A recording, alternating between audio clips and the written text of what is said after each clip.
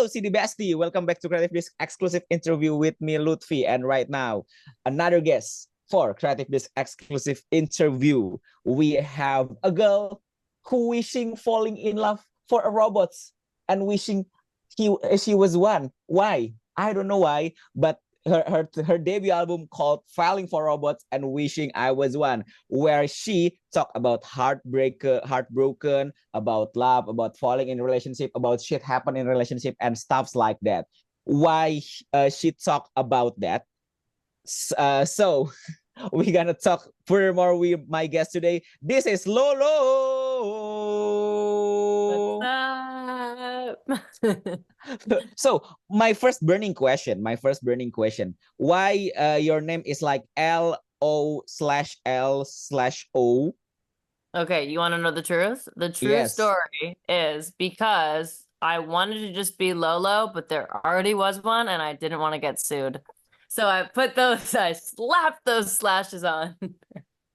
So it's like, but it's harder for Google find it. I didn't say I was smart about it. But that was you asked for the true reason and that was the reason. So It's too about late now. okay, so first thing first, we are gonna talk about your music before we're gonna talk about your debut album. Why you want to make yourself music? I've always really been into music and like been a music fan, but I never really thought about making my own music until Mm, like I started high school because I started learning guitar and my guitar teacher was like, "You should write songs. Like you have a good voice." And I was like, "I'm not writing songs. Like mm, that's so embarrassing. Like I don't want people knowing my diary entries." Because I always kept a diary to like let off steam, but I didn't mm, want people knowing my inner thoughts. mm, But then he was like, "You need to try writing one song." So I tried to write one and then ended up loving it. And now I do the opposite of keeping my feelings inside. I tell them to millions of people. And I don't think it's embarrassing anymore. Maybe I should think it's a little bit embarrassing because I probably mm. overshare way too much, but that's okay. But what's the biggest decision why you want to share your diary? Because I think like diary is kind of like a private one. What's the biggest, reason, the biggest reason you want to share it to the world? Well, I think that for me as a music fan, like when people share their songs, it makes me feel really good and really seen. And I kind of Mm, want to be that for other people. And I would love to like just like help other people either through a breakup or through a hard time or through a happy time, you know. mm. I just want to like do that too because I think it's like so rewarding and like it's so rewarding for me as a fan when I listen to my favorite singers and like get it back. So I just want to I want to give it too.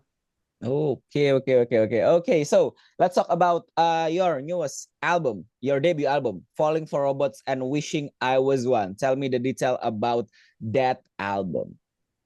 Yeah, so I mean, the album is about those two things, falling for robots and wishing I was one. And basically, what that means is, Mm. falling for people that I felt like didn't have emotions. They were numb. They didn't give a shit. I felt like I was like, Ah, you're not human. mm, And then on the other hand, for me being way too overly sensitive, feeling too mm, much, being too emotional, like worrying about every little thing and like wishing mm, that I could be like them or like a robot, for instance, and just like not feel that way. And if I had a problem, it could just be mm. fixed. It's not like this complicated human thing. It's like, oh, you have a problem? We'll just like tighten this screw. But obviously, that's not how it works. Oh, that's the interesting concept. What's the I think like what's the biggest reason uh you want to become a robot? What's the biggest reason why you concept around the robot itself?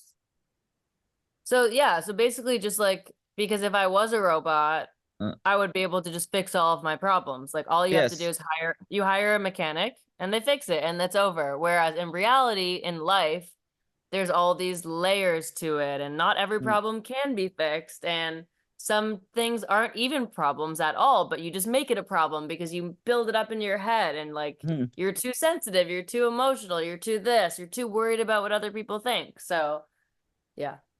Because it's interesting because there's a summary of overthinking, and and robots as a representative one is a very very different take, I think. What, being a robot and overthinking?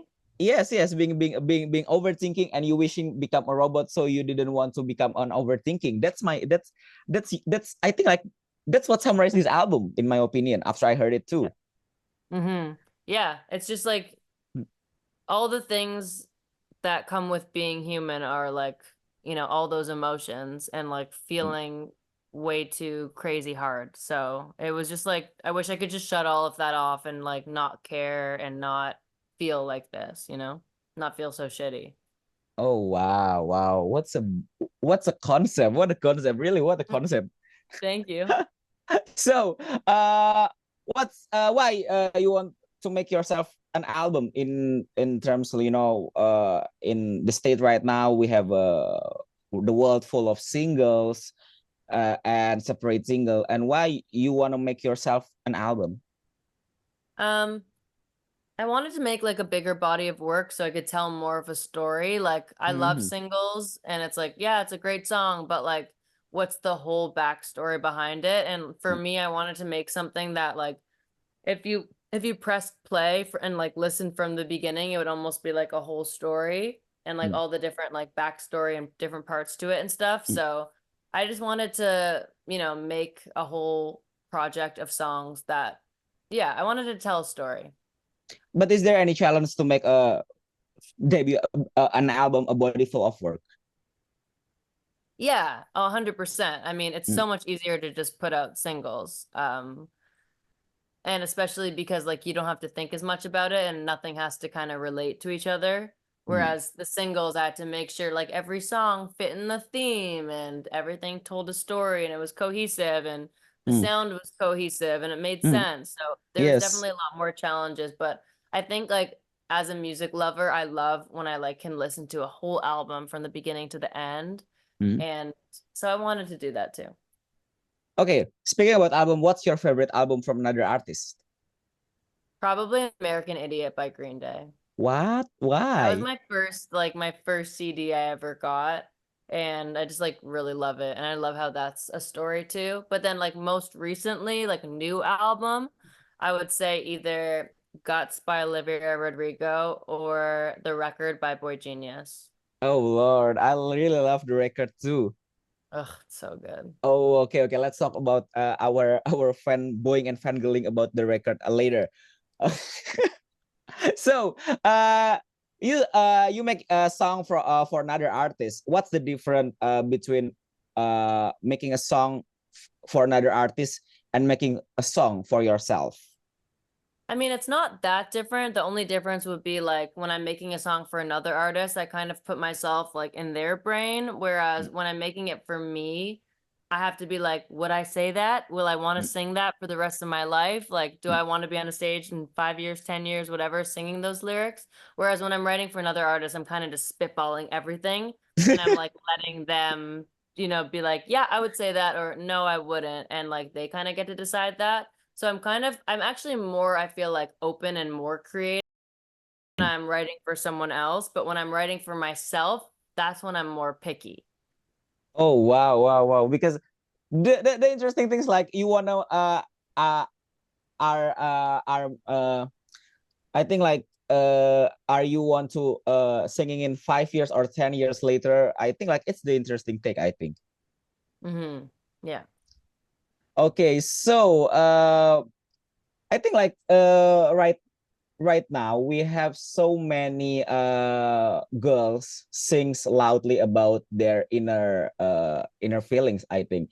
Like Boy Genius, I think Olivia Rodrigo, they are express the feeling with anger, I think. And I think like you are one of them too. What's your opinion about that movement? Yeah, I mean, I think it's good. I think it's good to let it out Mm, instead of keeping it in and letting it like kind of simmer and build up and make yes. you not the best person. I feel like it's better to let things out and just like scream sometimes. Mm, For me, it's kind of hard to keep things in. I mm, don't have a filter sometimes. Sometimes I'm like, maybe I should mm. have kept that in, but I can't help it. Uh, But yeah, I think it's really good. I think however people like, have outlets to let out their emotions, as long mm. as it's not killing people or something, then it's good. Exactly. Yes. So, I've searched your playlist on Spotify, songs for that turn me on and songs that give me depression. And one of them I found like a Boy Genius album, Not Strong Enough, and it's really my favorite tracks too. I think So good. like yes, it's so damn good, I think. Uh, what's your favorite things about the Boy Genius things? Because it's very, very good, and I think like it's kind of relate to your album and your aesthetic of music. Yeah. So my favorite thing about Boy Genius is just their lyrics, the way that they just say exactly what they're thinking. Like, you fell down the stairs, it looked like it hurt, but it didn't care. Yeah, Like yeah. that kind of shit. And it's so funny enough. Mm. I was at Coachella, not this past Coachella, but the year before. Oh, really? And well, I was at both of them actually, but the one that Boy Genius played at, Yes, yes, yes. and I watched their set like this. I was just like mouth drop. I was just like, because I had heard of them, but I Mm, didn't really listen to them yet. I don't know mm, why, I don't know mm, how, but I didn't mm, know I knew who they were, but I wasn't familiar with the music. So mm, my first time listening to those songs mm. was like when they played it live, and I Yes. was in such awe, and it just inspired me so much, and it gave me so many song ideas. And my phone was dead. Yeah, And I remember I yeah. had all these ideas for like my songs, like Hot Girls in Hell and Two of Us, and like it just gave me ideas. And I remember like the whole rest of the night I was just repeating my lines over and over again so I wouldn't forget them because I didn't have a way to record it on my phone because And it was dead. mm. And I was like, wow, I feel really bad for like artists before the iPhone existed. Like, how did they remember their song ideas? I don't know. But did you know that Julian Baker is an emo girl? Yeah, yeah, she's amazing. She's emo girl, like Yeah, in the she past. in the past like she's an emo girl. She loves everything. She's loved MCR. She's loved American football. She loves I could Jimmy Eat see World. that. I could see that. Like that makes sense to me. Okay. Okay, we've got two last question for this interview. The first one, it's the one of the hardest question in this session. So mention five things we didn't know about Lolo. 5 things you need to know about me? Yes, Like random facts or things that you actually random need. facts. Okay. Yeah. Um I okay, fact 1 is Mm. I don't know how to well, I just learned how to ride a bike. I never my whole life I did not know how to ride a bike. I just couldn't do it. And I Okay. learned how to do it only for the faceplant music video. That's fact. Okay. Okay. I knew how to ride with training wheels, but I didn't know how to Mm, ride without training wheels. mm, Okay, so that's fact 1. mm. Fact 2 is that my dream used to be on Broadway and like be musical theater. That was what I wanted to do before I ever wrote a song. I don't know why, I just never thought I was like cut out to be an artist, but I really wanted to be in theater. Huh? That's fact 2. What's your favorite Broadway theater? Wicked. Oh, why? Yeah. I just like, well, I love Wizard of Oz, as you can Mm, tell probably from my album artwork. yeah. My dream was to be Elphaba on Broadway. That was like the goal. Oh, Um, wow. so that's 2. Next The one. the third one. I've never been to Asia, but I'm Oh, dying to go. I'm oh, you dying to go. should. I need to go. Mm. Um, 4 is I'm a big baby and I still sleep with stuffed animals and I need to take it on tour. So cute. I can't go without it. So cute. So cute. So cute. Oh, Lord. Thank you. Um, Last five, one. five, five. I have a dog named Slim and he's named after Eminem, Slim Shady. Whoa. didn't expect that you would say that you like Slim Shady. I think like it's Oh, I very, love very far. Eminem. But you know what? Because I'm such a lyric girl. I'm such a lyric girl, and Eminem has like the best lyrics. Like, Yeah. yeah. So, speaking about Eminem, did you like kind of like duplicate what Eminem do in Rap God? Oh, can I do it? No, no, no. Are you ever try to replicate it? Oh, like to actually rap it? Yes. No, God, no. I'm like not good. I could do some of his raps, but I can't do that one. Okay, That one's so insane. yeah. Because I think like in Indonesia, we are trying to replicate Rap God, you know, like Yeah. It's the middle crazy. It's part. way too crazy. Yes. Okay, so my last question for this session. What's next for Lolo after this interview? Well, I am planning a headline tour. Hopefully Oh, that includes Asia. I need to come to Asia. amen, amen, But amen, so amen, just amen, more amen. touring, headline touring, more music. Hmm. Obviously I'm taking a break of new songs and promoting my album for a while, but I will be putting out a deluxe album where I'm gonna Oh put some wow. like, yeah, so I'm gonna do that TBD. We'll see. I mean, I know, but I'm not saying yet. Yes, because you are made the project. Yeah. And but yeah, just touring and new music and hopefully good times. Okay, so this wrapping up this interview with Lolo. Thank you so much, Lolo, for this interview. And if you want to listen to Lolo debut album, it's called Falling for robots and wishing I was one. okay, it's called Falling for Robots and Wishing I Was One. You can check it out on all the streaming platform, all your favorite streaming platform. And don't forget to follow all Lolo social media. Can you tell me what's your social media handle? Yeah. On Instagram, it's at Lolo, which is at LOLO. And on Twitter and TikTok, it's at Lolo Pop Girl, which is at Lolo POPGURL.